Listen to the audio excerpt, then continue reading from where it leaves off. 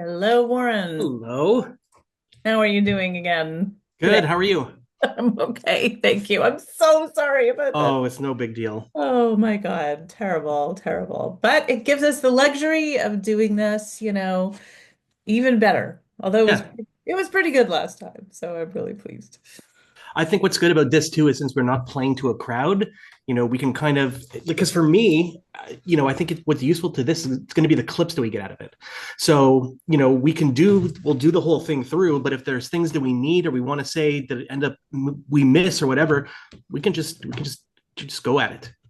Exactly. And I'm happy to edit it. I'll send you the raw video again. You can edit it. And I also spelled your name correctly this time, you'll notice. Last time I only had one R in Warren. Did you notice that? I didn't even notice. I was so, yeah, I'm like, okay, I'm gonna get it right this time. So there you go. Okay. Thank you. Thank you. What's interesting also is that actually your first name I've always known it's Lisa, but people in our offices have had a habit of calling you Alyssa, so it started screwing me up too. I'm so used to answering to both because my parents actually spelt it Alyssa. Like phonetically, that is fair. It looks like it makes the I soft. So I just answer to both. But it's true. Once you know one, it's really hard to switch in your Yeah, head. we had an Alyssa working for us for a couple of years too. So There you go. Exactly. Once you know one person that way, then it's really hard to go the other way.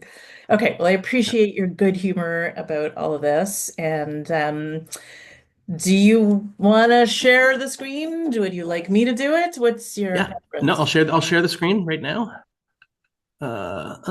Slideshow. Okay, Are you working from home actually, or you went back down to the office? no, I'm at the office. Okay, you have parking because it's so crazy out there. No, funny enough, I don't even have a car because I live in Mile End, so it's walkable to the office, and I even walked in the snow. Wow. Okay, good for you. You are a real Montrealer. That's impressive. I'm definitely a city boy. Just one last thing that I wanted to say before we started is that I had coffee last week with your cousin Ryan. Oh, really? Oh, Yeah. that's right, because he's in the same field you are. Yeah, and in fact, I didn't even know you were cousins, but I knew him from years ago when we were he was with ROI before he's now bought their lead generation. But Yeah. anyway, Okay. small world. There you Yeah. go. Okay, so I will get Are us you seeing started, that? but I can we can always edit or stop if you want to say something again, then that's all good. Okay.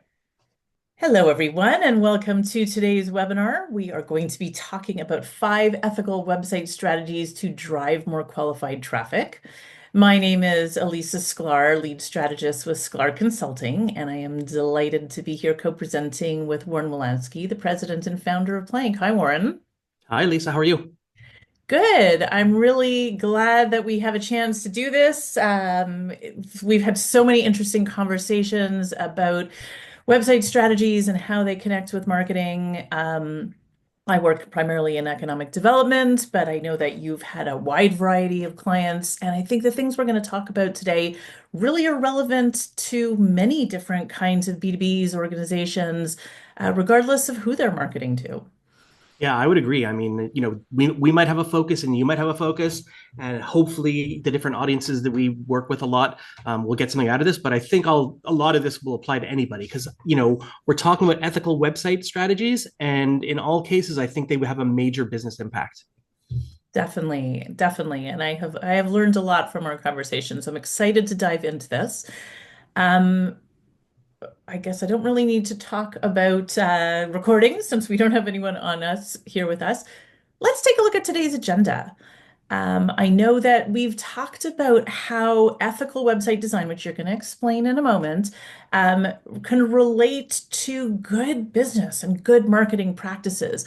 So, how things like accessibility, privacy, the environmental impact, and best practices, responsible development, how that all feeds into doing what your organization already does, but doing it more effectively, more efficiently, and ultimately things that are good for your bottom line. So I think we've introduced ourselves, Yep. and we could probably go over to the next slide unless there was anything you wanted to add here. Nope, this is perfect. I'll go to the next slide. So, just a couple things about where I'm coming from. After spending nearly 15 years doing digital marketing strategies for economic development, I left my position as digital marketing strategist and content creator with the Financial Times and their economic development software division to do consulting on my own. And so I work with B2Bs, but also economic development organizations. So governments around the world who are trying to attract investment, support their local businesses, retain and attract a workforce to help them better understand their value proposition, their why. And once we know those things, we can talk about enhancing online presence, driving more leads, and realizing their goals. So I really work one-on-one with these organizations. And I guess I'll do the same and introduce Plank. So I'm the president and founder of Plank. We've been around for just over 25 years, and our focus is building websites. It's easier said that way rather than getting into all the different things that go into building websites. Those are for other discussions. But generally, we like to work with a lot of arts organizations, nonprofits, higher education, and a wide variety of other clients on different web projects. Okay, excellent. So talk to us about what is ethical web design? I know is this a concept that you have developed at Plank? Is this something out there? And how does that guide the kinds of things you guys like to do? Yeah, so it goes back a few years now already, but at one point I was trying to just try to figure out what are all these different things that we do other than building websites. In other words, when we build a website, there's a lot of things that we do that we take into and we factor into things. But while we were pretty much doing them already, I didn't really have a clear way to describe it. And the word ethics came to mind. And at first, I was a little bit thrown off by it because it seems a little bit judgy. It's kind of like, well, we're an ethical website design company. And it just felt like it was a little bit too judgy. And then I realized, no, it's not. These are our ethics. In other words, these are the series of things that we find that are really important in the development of a website so that we develop websites that aren't just usable and beautifully designed and easy to search, but they also have a series of standards that they live up to beyond the delivery of a website itself.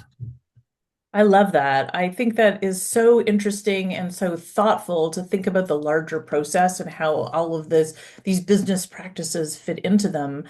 And it occurs to me that when I'm working with organizations and thinking about their value proposition, we talk about brand values. So Mm-hmm. anyone who's working with you and using, your practices of ethical web design, this can be part of their marketing, part of their brand value statements, part of the kinds of things they try to put out there that link to other kinds of things that they are trying to their vision, their mission.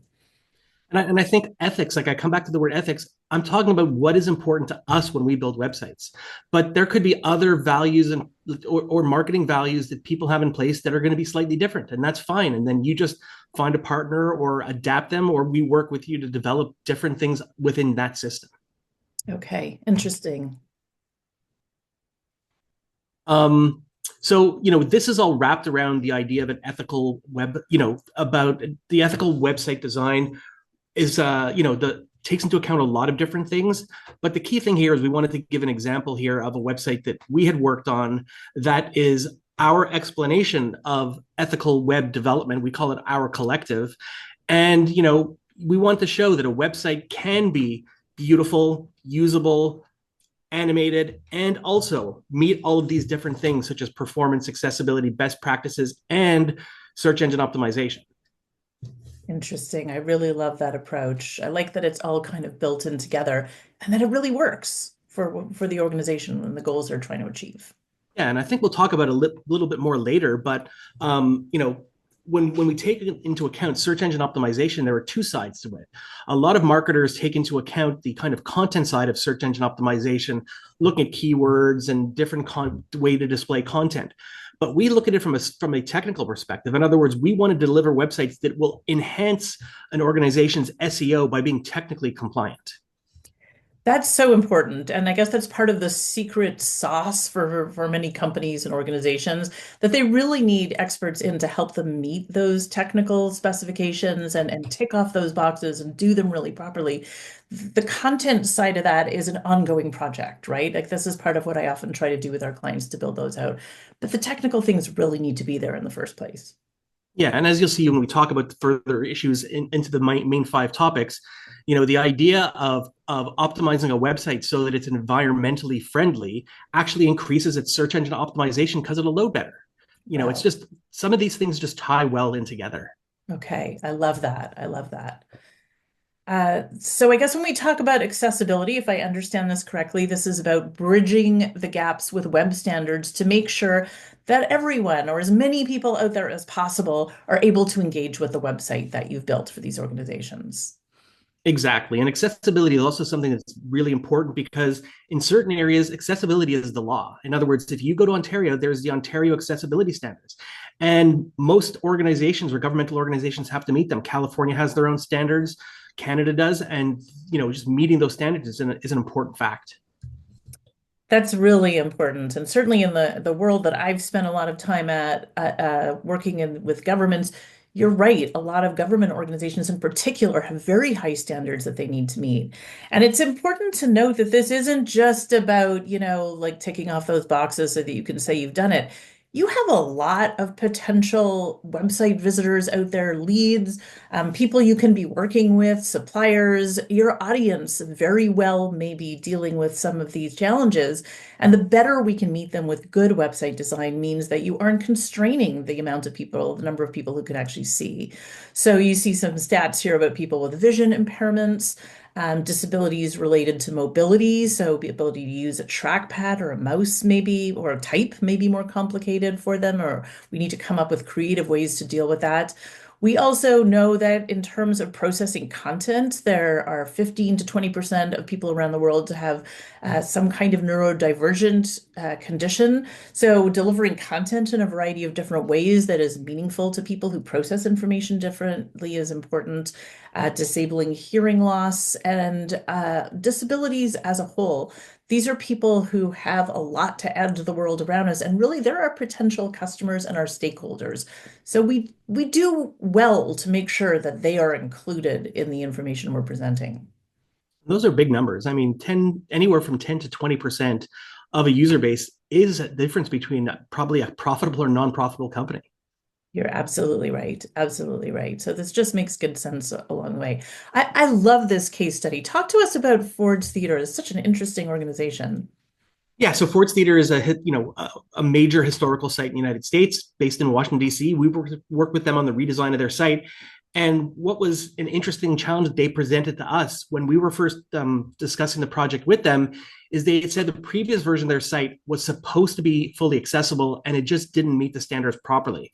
So they had to be extremely confident that we were going to be able to not just meet the accessibility standards, but they brought in an external auditing team. And if I remember correctly, the two auditors who audited the website were both blind. And they came back at the end of it and said, that this was a kind of world-class website to meeting the accessibility standards they expected. And That is the example here too, also, as you can see, we didn't have to limit anything from a design perspective for the site. We could build something that was beautiful and accessible at the same time. That's really interesting. So this isn't about cutting corners or doing things or making things, less appealing to everyone else. It's just that creative challenge, right? Like, how do we do this to make sure that it is both appealing, engaging, resonant, easy to navigate, but also something that everybody can enjoy? Totally. That's exactly how I see it too. Perfect. I love that. And this is the kind of thing that in the data companies that I've worked with, recognizing that leads come from people with all kinds of ways of accessing the internet. And one of the things that we did when we look at data heat mapping, which kind of maps variables onto geography, so you can see how it's dispersed across geography, is that usually the color blocks that tended to be used were not accessible for people with color blindness. So our designer, very talented designer, Paul Rodriguez, came up with this way of using patterns for color blindness and using a particular palette of colors that was more visible to people who deal with this condition. And I actually think they're beautiful. I think they're even more beautiful than the originals. This is one of the things that we saw was very appealing. And the next one also is an example from the Invest in Canada website. This is a company called Local Intel. As a federal Canadian site, this needed to meet the WCAG standards. So it's similar to ADA compliance, just a different kind of system to make sure that it meets these rigorous accessibility standards. And I think anybody who looks at this can agree that both of these examples are very appealing. They're beautiful, they're colorful.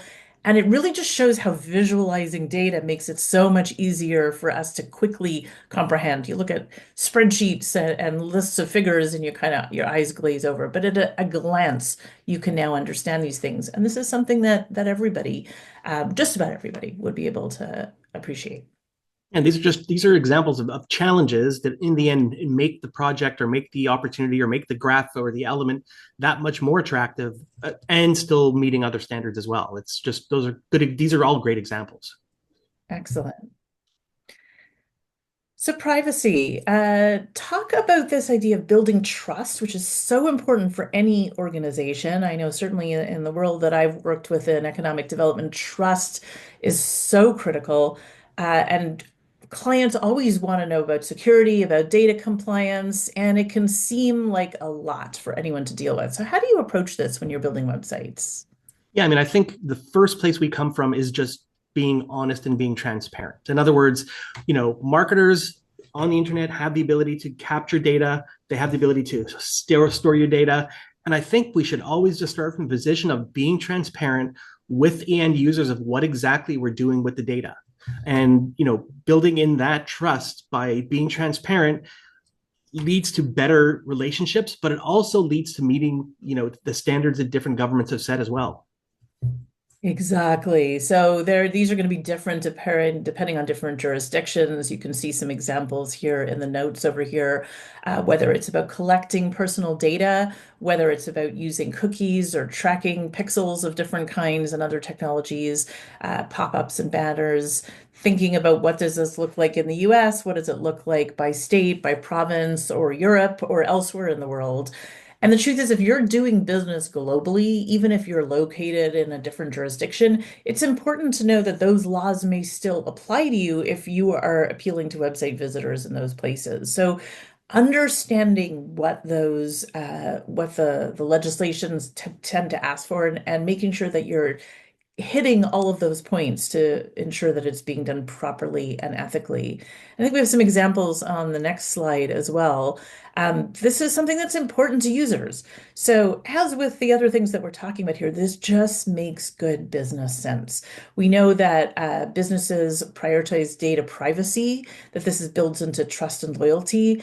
Consumers are afraid about what happens to their data.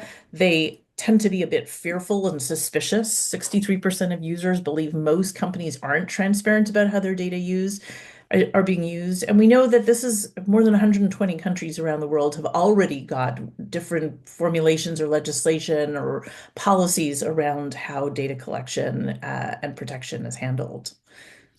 And it's interesting because I know that historically, when you take a marketer's first instinct is try to hoover up as much data as they can about all of their users. And the truth is, a lot of the times, the marketer doesn't do anything with that data. So And if they true. don't, then why do you even care? And at the end of the day, if you have data, you use it in a responsible way, you're transparent about how you use it, and then you give people the opportunity to say, I don't want you to use my data in any more in X way or change my data this way. What you're doing then, at least you're then building up a data set that's actually useful and are people who want you to use their data. That is so important. People who've self-selected to say yes, they've actively opted in and they are interested in your product, and they're not just going to be unsubscribes or spam reports if you're going to just blanket everyone. Great point. Yeah. I mean, and also, and I bring up two examples here. It's like Plank, my company is a website design company. And what does our website do? Our website is just for prospective clients or people who might want to work for us to come and learn about the company. The only data that we actually capture is if somebody signs up to our mailing list, if they send us an email through a form on our website, or Google Analytics is installed. So we at no point collect personal data unless it's a specific business transaction where it's a newsletter sign up or a request for information. And then all of the anonymous data is anonymized to Google. So as a result, our privacy policy is really quite simple and straightforward. So I'll bring it up here. If you see, we did our best to not have it be lots and lots of legalese, but we've got enough here that we cover exactly what we're using each person's data for. Now, if you go back and we take a look more at Shopify, Shopify is an e-commerce platform that has millions of users, that is actually taking your information, that is taking credit card information, that is taking a lot more information on you as an individual. And as a result, you should and they should expect to be a lot clearer on how they do things like how long do we retain your information, how do they protect your information, how do they do all these different things, and all of this is extremely clear, and it should be as a publicly traded company. Yeah, no, that's absolutely true. So knowing again what kind of services you offer, who your clientele are, what kinds of information you may need to collect, and that is really one of the ways that these things will need to be designed. And I know we've got a question actually about someone, but how do we come up with a privacy policy? Do we need a lawyer? Are there templates out there? What do you usually advise your clients? So there are templates on the internet. You can definitely find them. To be honest, even ChatGPT at this point can actually do some really great templates as well. But if you are doing anything at all sensitive with somebody's data, I would definitely have a lawyer review it. I think it's very important. If you're not doing anything with any data, your privacy policy can be very basic. But I think if you go templated or you go through ChatGPT or you generate something yourself, remember you're not a lawyer. And if you're not a lawyer and you don't get it checked by a lawyer, you're exposing yourself to that reality. Right. Limit that exposure. That's Yeah. always good advice, I think. Okay. Yeah. Thank you. So environmental impact, not something people always think about. The web seems so clean, right? From the outside, as users, we sit down, we don't see exhaust or smoke coming, we shouldn't anyway, coming out of our devices. So what does that mean? How do we, tell us a little bit about the background when you decided to integrate this into your ethical web design platform? Yeah, so people don't realize when they think about it, you load a web page, it's just a bunch of it's something coming up on your screen. But people don't realize that there's another computer somewhere on the internet that is storing all this information. And maybe if it's a more complex website in a series of different computers, and every time you load that page, a certain amount of energy is being used. Now, your one page might not seem like a big deal. It's like, oh, I'm one person. But if that website has 50,000, 100,000, or in the case of Shopify, billions of pages loading every day, there is an environmental impact on the amount of servers that it has to maintain those websites. Behind something like Shopify, there are probably tens of thousands, hundreds of thousands of computers that are being used and that are using electricity to actually generate to drive those sites. Yeah, that's the key, right? Is where does that server capacity come from and where's the energy to do them? And it is kind of eye-opening. These are just some examples of the way in which we have a carbon footprint for all of the kinds of things that we're doing, all of our gadgets. Really kind of startling. And thinking about things like going, audio only on Zoom calls, that dramatically lowers the impact that you might have and the amount of energy required to transmit that. So it looks and seems very clean, but below the surface, this is really having a big impact. And we can see these massive data centers that need to be open in other places, and all of that creates a lot of heat. So it needs to be cooled as well on top of everything else. So definitely there is an impact here. And I know you shared with me, I think it's on the next slide, the way in which we can estimate what that looks like. I thought this was an eye opener. Yeah, I mean, this is a website where basically you put in your website or any website, and it will go through and analyze the website and come back and tell you exactly how much CO2 is used, and in fact will also tell you the ways that you can improve your website to be more environmentally responsible. So interesting. This is worth checking out for anyone. And you could do this for free, right? Like this isn't a paid service. You could put it in there and have a look. So that gives you kind of a starting point, a benchmark, if you will, for what you can do with the website.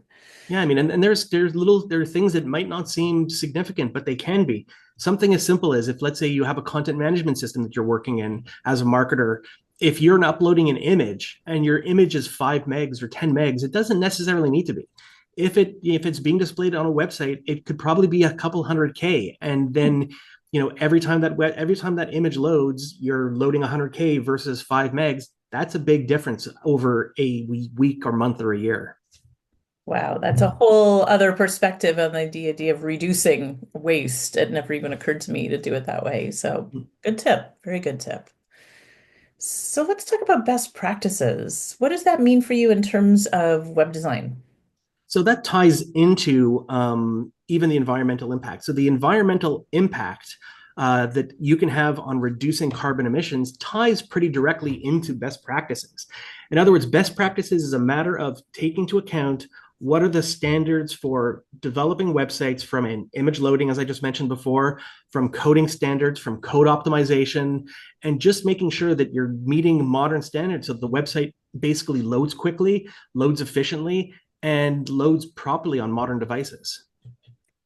So I love this because when I heard best practices, I also think about it from a marketing perspective because all of the things that we're talking about here can and should be part of your brand value for the mission of the organization, whether it's a business, whether it's an organization, whether it's an economic development organization, nonprofit, is to think about ways in we can transmit this information and help educate other people who may not know about these kinds of things, but everything from environmental impact to accessibility to data security and transparency are things that can be promoted in your marketing content to help let people know how this fits into your overall mission. And I really like that those things kind of fit together.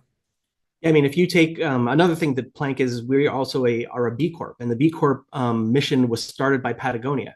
Patagonia is a large billion-dollar, apparel company, but who also have a different view on where they stand socially on different issues, and they report regularly on their impact on the world in everything that they do. And it might not be for every organization, and that's fine, but you have to find the kind of ethical standards that mean what they do to your organization. I love that. But Patagonia is such an inspiring story, actually. I think that they've done a really good job about kind of building this throughout their brand and making it part of the message that they sell, including clothing that is produced in ways that have a lesser impact on the environment, reducing the kinds of materials they use. So it is very interesting to look at that overall. I mean, what I appreciate about them as well is that they're always willing and ready to question themselves. In other words, I've seen them publicly call themselves out on different things that they did or didn't do based on their standards. So, side note, I figure I'll just jump in here because I think this is an interesting one and it ties into responsible development, maybe also responsible business practices. In other words, I was at a certain point looking at our overall CO2 impact as a company. And that was really, really easy for me to pat myself on the back in 2021 when nobody traveled anywhere because nobody was traveling. All of a sudden, 2 years later, we do our impact report about our ethical standards, the way we run our company. And all of a sudden, I noticed that our greenhouse impact had shot up because people were traveling again. So then we as an organization have to look at ourselves and say, if we're going to live up to these standards, we have to make sure to carbon offset all of the flights that we take. And these are the kind of things that you can choose to do. And these are our values. They don't have to be yours, but these are the ones that we kind of look at through a lens. And I think, again, with all of these topics, it really is through the lens of what do you want to do and how do you want to be responsible. I love that. Okay. So from a web development perspective, what does responsible development mean? Responsible development basically means, or looks at it through the lens of what you're building now, you should be building for 5 years from now. In other words, you want to be building something which is if you're working on it right now, there could be a point at which you're not involved anymore. And can the next person that's working with what you've done do a good job with it? Can they read the documentation of the code of the website that you just built and be able to easily maintain it?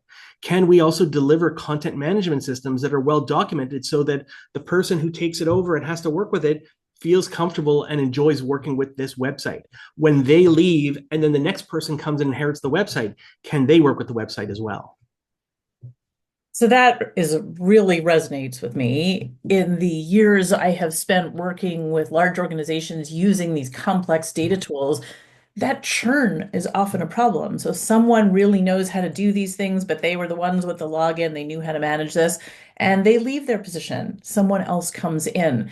do we have to start from, the bottom, training an entirely new person because none of these materials were shared across the team, or if there is no team, that were shared in other kinds of ways? So there is that element of future proofing both within the operations of the organization itself to make sure that some of this knowledge is transmitted, that it's shared, that it's documented in important ways.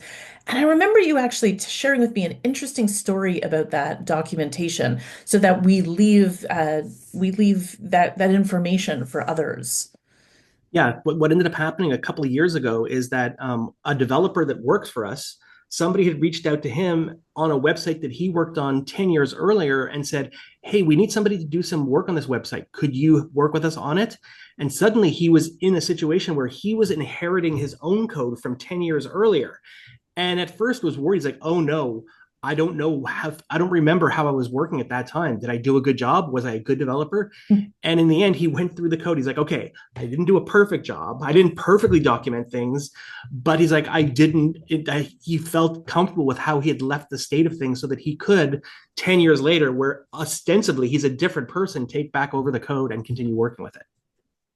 That's so important. So it's that kind of level of, on the one hand, institutional knowledge so that people know things about the institution over time and can trace that back.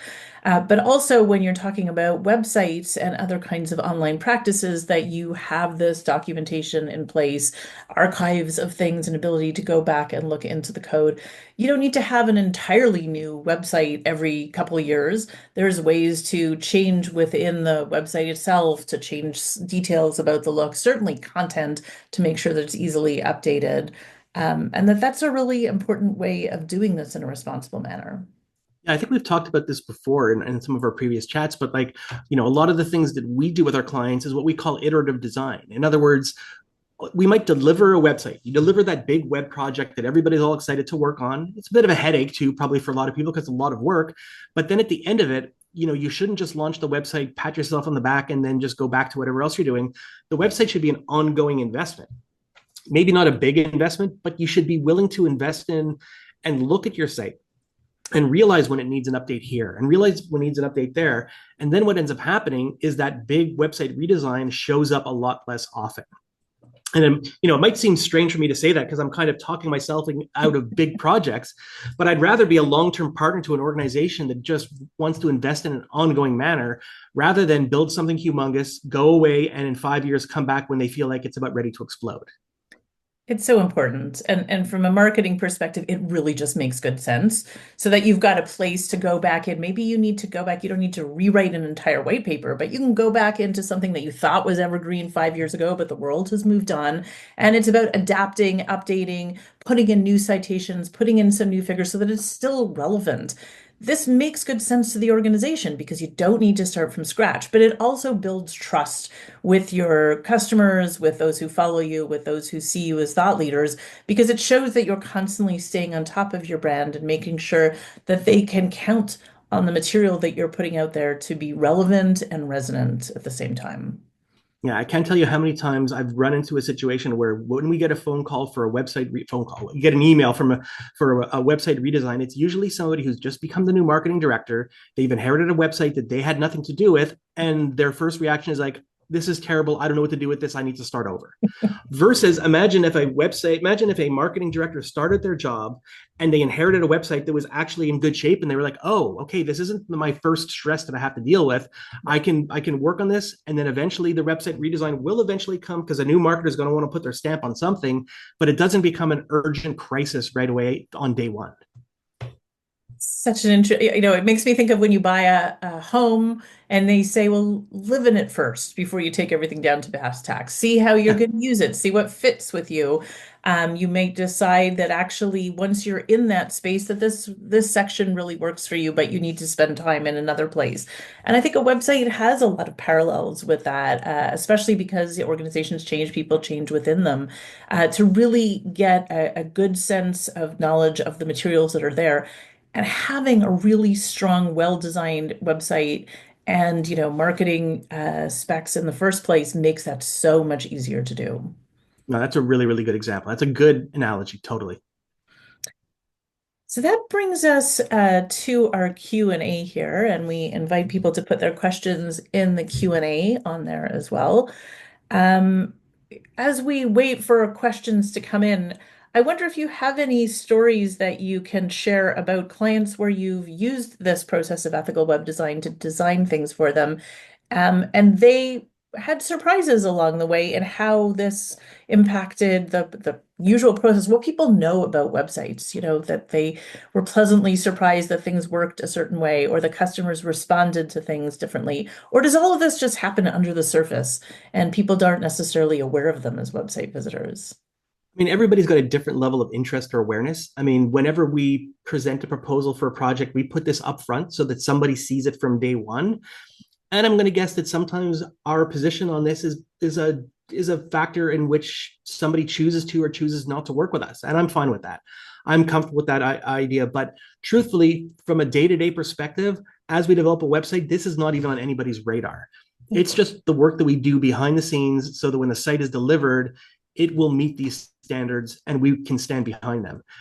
There is generally no extra work for somebody to do other than maybe things might be slightly more expensive, but not substantially more. In other words, when we first started talking about this, I remember my business partner saying, "Are we basically tagging 50% more budget onto somebody's project by doing this?" And he was worried about it at first. I'm like, no, no, no, I don't think that that's the case at all. I think that this is just already so built into the way we work that it doesn't really add anything of impact to a budget of a project. That's really interesting to know. I suppose also you guys have been doing this for such a long time now that you understand how to do it. You're not just reinventing the wheel. So this is part of your practice. You've learned how to do this. And I guess when you're using ethical web design, like any kind of good website design, you want it to be seamless to the end user. So they just come to a website, there's, excellent navigation, it's visually appealing, they're able to understand things, they're able to remember things, they're able to move through the site and accomplish their goals quickly. They may not be aware that all these things underpin the development of the site. Yeah, the whole idea is we want to reduce friction. That's all this is about. The less friction, the easier somebody goes through the site, the easier they can find it, the easier it loads. It makes for less friction. I like that, reducing friction. That is certainly going to be anyone's goal when they're in business. Um, let's think about other questions. Is there anything else that you would like to touch on that you think would be something we haven't said, but is an important thing you want to convey? I'd like for you to just maybe share some thoughts about this for the industries you work with and see how they could apply this to the work they do. So for economic development organizations, these practices that you're talking about, particularly around responsible development and around data security and privacy, are going to be key. Governments are very concerned about those kinds of things, and they recognize that they are going to be working with investors potentially from around the world. So they want to make sure that they're hitting all of the important things when it comes to ensuring that data is safely stored, that we're respecting privacy, and that we're very upfront about any kinds of tracking technologies that are being used. Inclusivity, accessibility, so being ADA compliant or meeting the WCAG guidelines, I think is also something that's very important. Not all governments require that, but I think they all appreciate learning that those things are there. This is part of future proofing, right? Is that if they're not on the books right now, it's very possible that they will be in the foreseeable future. So thinking ahead of time to both increasing the pool of people who can access your site, but also making sure that you're doing it in ways that are legally compliant. Other things like environmental impact are going to be important. So if you're working with an EDO, for example, in an area where environmental sustainability is really important, and there are many of them, especially if they're working with clean tech or ocean tech or alternative fuels, for example, that those are going to be things that they can integrate into their brand values and talk about in their marketing. So I really see this project as a whole being something that will be very appealing in the economic development world and more broadly, tourism, other kinds of municipal and government sites. I think it's interesting because you're talking about that you're in that industry is because it's global. There might be certain governments that these are not a priority for, and that's okay.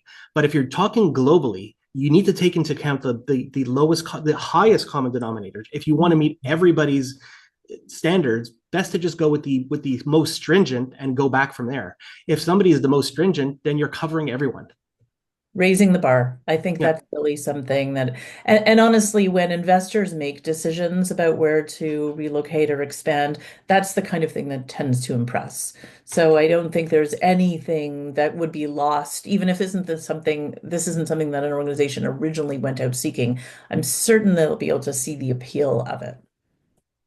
Yeah. Agreed.